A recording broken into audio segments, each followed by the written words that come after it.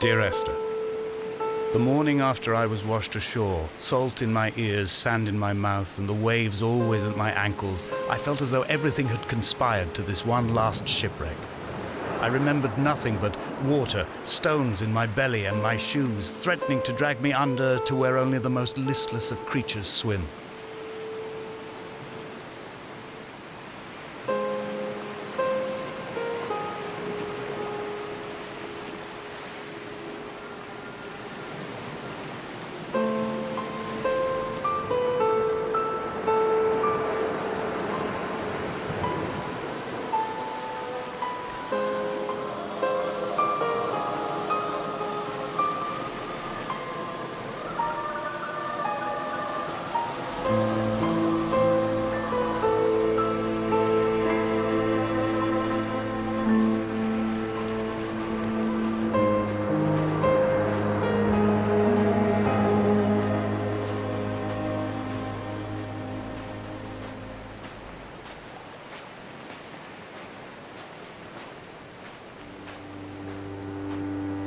There was once talk of a wind farm out here, away from the rage and the intolerance of the masses. The sea, they said, is too rough for the turbines to stand. They clearly never came here to experience the becalming for themselves. Personally, I would have supported it. Turbines would be a fitting contemporary refuge for a hermit. The revolution and the permanence.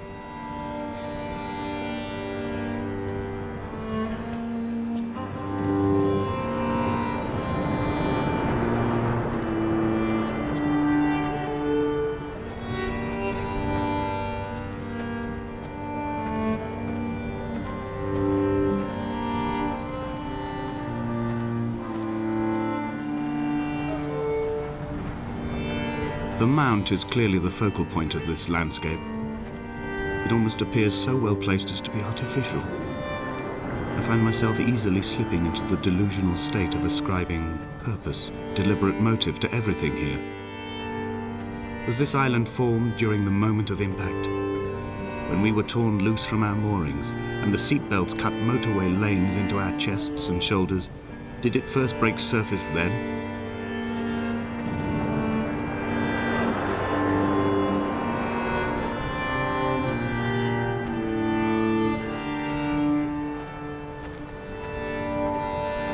When someone had died or was dying, or was so ill they gave up what little hope they could sacrifice, they cut parallel lines into the cliff, exposing the white chalk beneath. You could see them from the mainland or the fishing boats, and know to send aid or impose a cordon of protection, and wait a generation until whatever pestilence stalked the cliff paths died along with its hosts. My lines are just for this. To keep any would-be rescuers at bay. The infection is not simply of the flesh.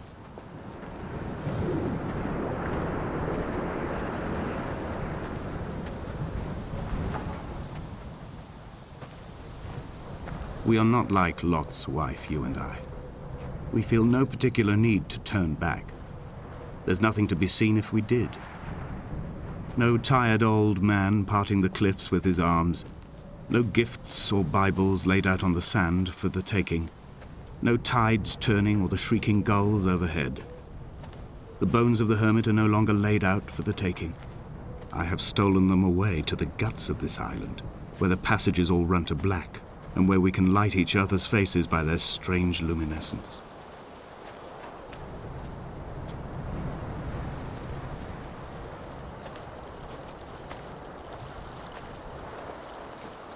The vegetation here has fossilized from the roots up. To think they once grazed animals here, the remnants of occupation being evidence to that. It is all sick to death. The water is too polluted for the fish, the sky is too thin for the birds, and the soil is cut with the bones of hermits and shepherds. I've heard it said that human ashes make great fertilizer, that we could sow a forest from all that is left of your hips and rib cage, with enough left over to thicken the air and repopulate the bay.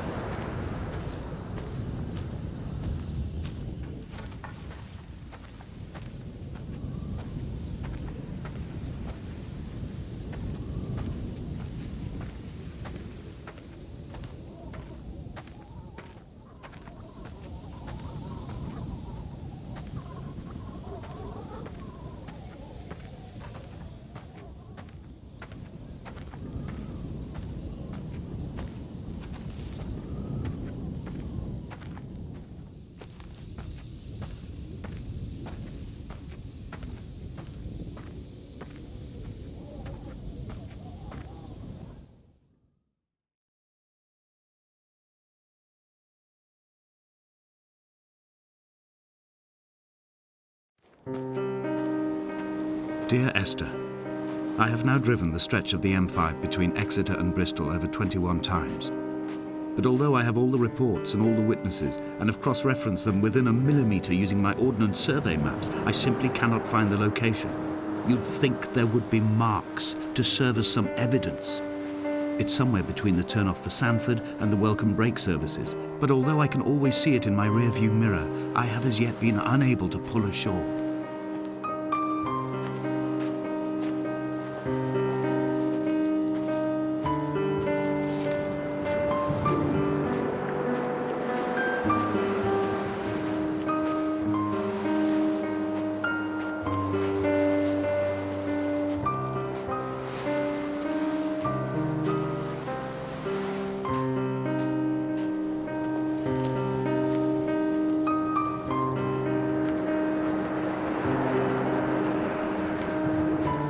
I had kidney stones and you visited me in the hospital.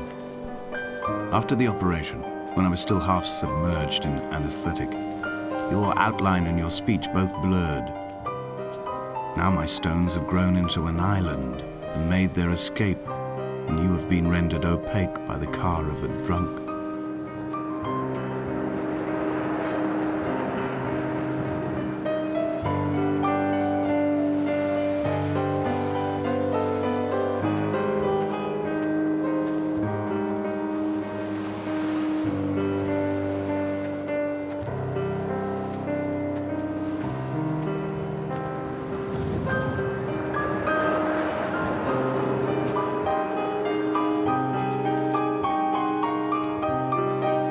I've begun my ascent on the green slope of the western side. I've looked deep into the mountain from the shaft and understood that I must go up and then find the way under. I will stash the last vestiges of my civilization in the stone walls and work deeper from there. I'm drawn by the aerial and the cliff edge. There is some form of rebirth waiting for me there.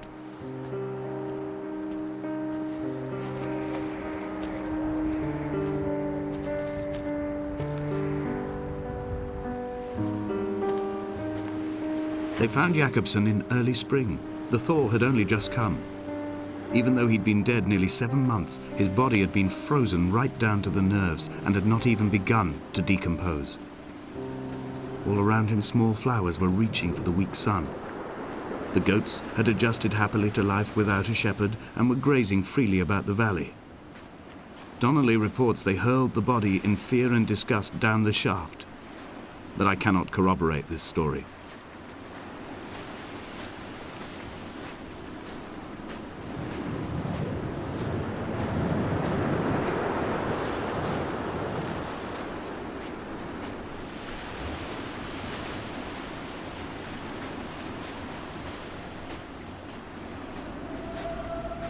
Climbing down to the caves, I slipped and fell and have injured my leg.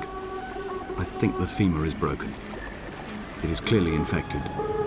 The skin has turned a bright, tight pink, and the pain is crashing in on waves, winter tides against my shoreline, drowning out the ache of my stones. I struggled back to the bothy to rest, but it has become clear that there is only one way this is likely to end.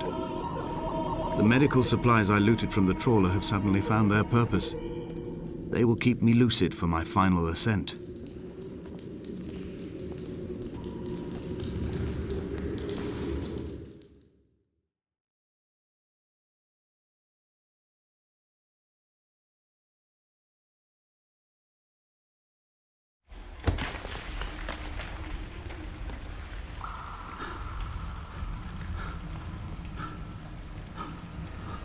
From here, this last time, I have understood there is no turning back. The torch is failing along with my resolve. And hear the singing of the sea creatures from the passages above me, and they are promising the return of the gulls.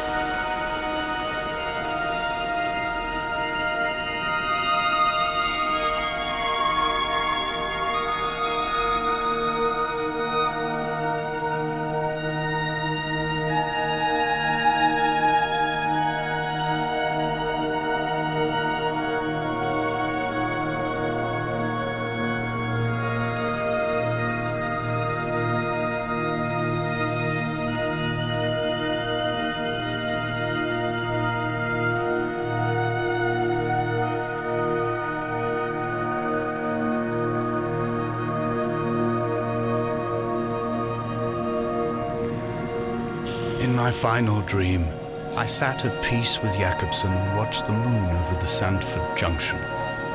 Goats grazed on the hard shoulder, the world gone to weed and redemption.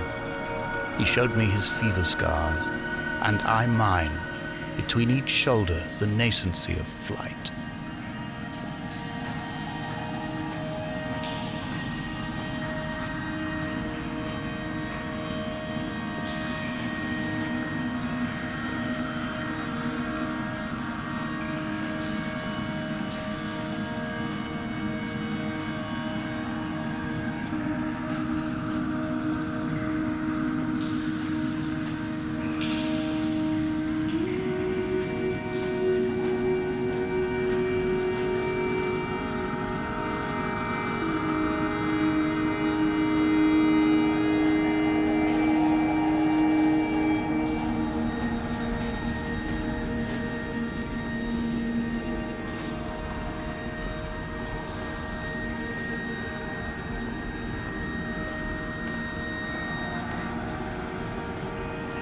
I will hold the hand you offered to me, from the summit down to this well, into the dark waters where the small flowers creep for the sun. Headlights are reflected in your retinas, moonlit in the shadow of the crematorium chimney.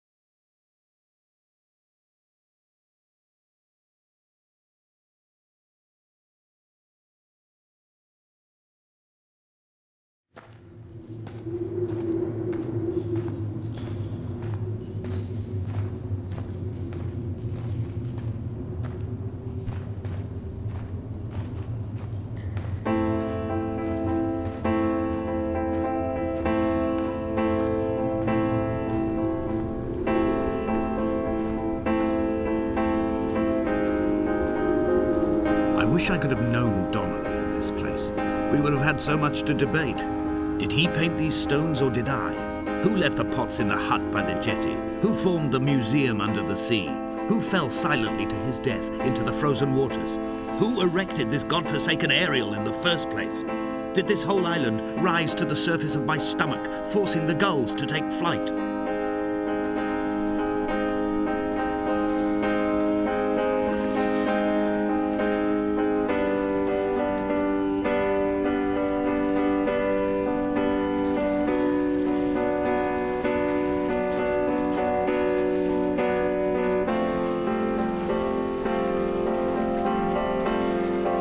Dear Esther, I find each step harder and heavier. I drag Donnelly's corpse on my back across these rocks, and all I hear are his whispers of guilt, his reminders, his burnt letters, his neatly folded clothes. He tells me I was not drunk at all.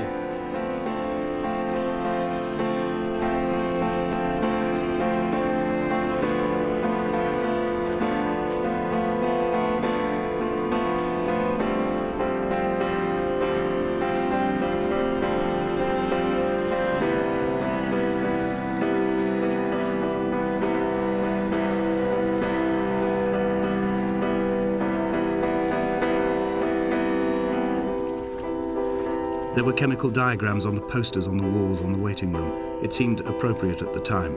Still life abstractions of the processes which had already begun to break down your nerves and your muscles in the next room. I crammed diazepam as I once crammed for chemistry examinations. I am revising my options for a long and happy life.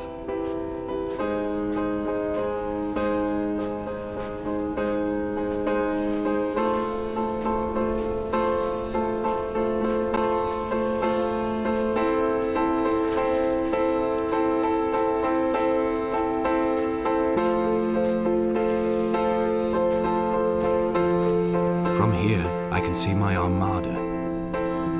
I collected all the letters I'd ever meant to send to you, if I'd have ever made it to the mainland, but had instead collected at the bottom of my rucksack, and I spread them out along the lost beach. Then I took each and every one, and I folded them into boats. I folded you into the creases, and then, as the sun was setting, I set the fleet to sail. Shattered into 21 pieces, I consigned you to the Atlantic, and I sat here until I'd watched all of you sink.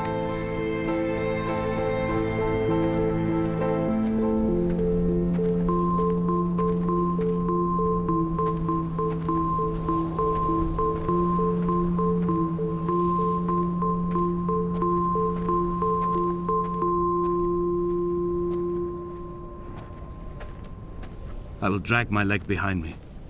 I will drag it like a crumpled hatchback, tires blown and sparking across the dimming lights of my vision. I'm running out of painkillers and am following the flicker of the moon home. When Paul keeled over dead on the road to Damascus, they restarted his heart with the jump leads from a crumpled hatchback. It took 21 attempts to convince it to wake up.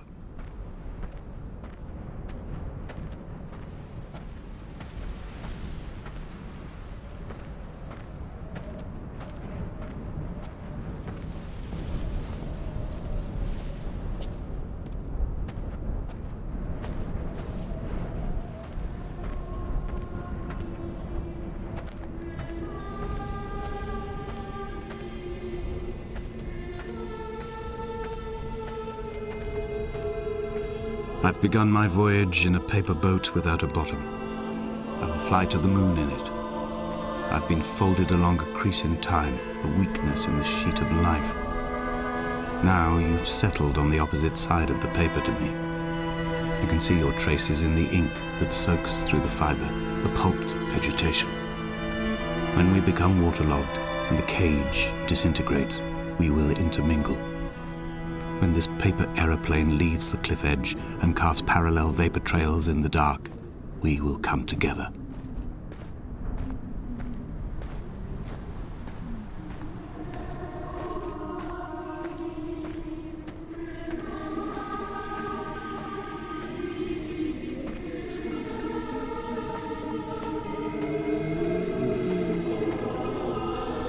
If only Donnelly had experienced this, he would have realized he was his own shoreline, as am I.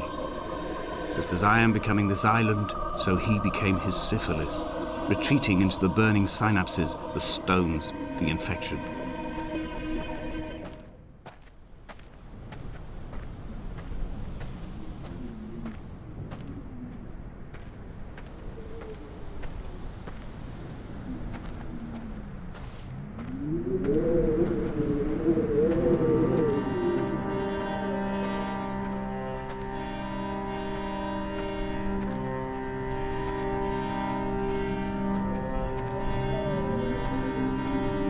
The stones in my stomach will weigh me down and ensure my descent is true and straight.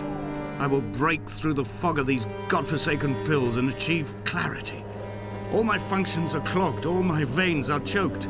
If my leg doesn't rot off before I reach the summit, it will be a miracle.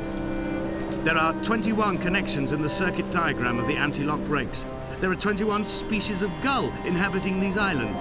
It is 21 miles between the Sandford Junction and the turn-off for home. All these things cannot, will not be a coincidence.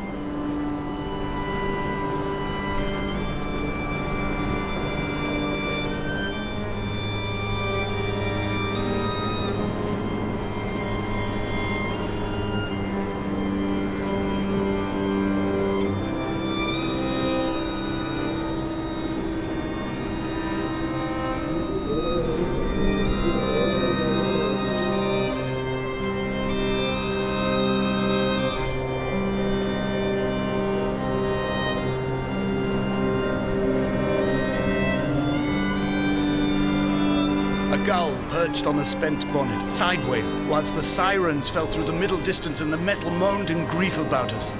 I am about this night in walking, old bread and gull bones, old Donnelly at the bar gripping his drink, old Esther walking with our children, old Paul as ever, old Paul. He shakes and he shivers and he turns off his lights alone.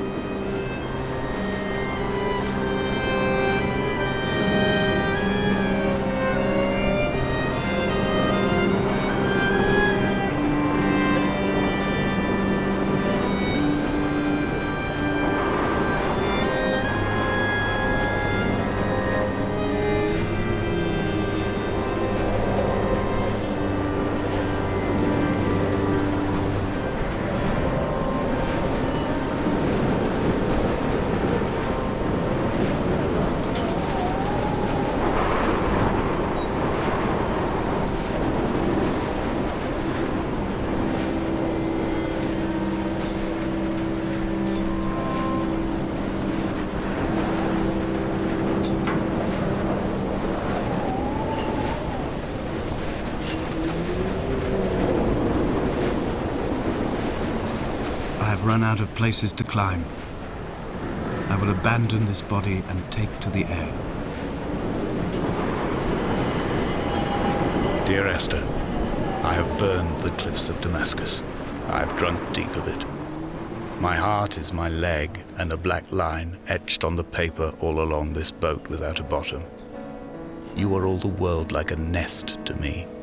Eggs unbroken form like fossils, come together, send small black flowers to the air. From this infection, hope. From this island, flight. From this grief, love.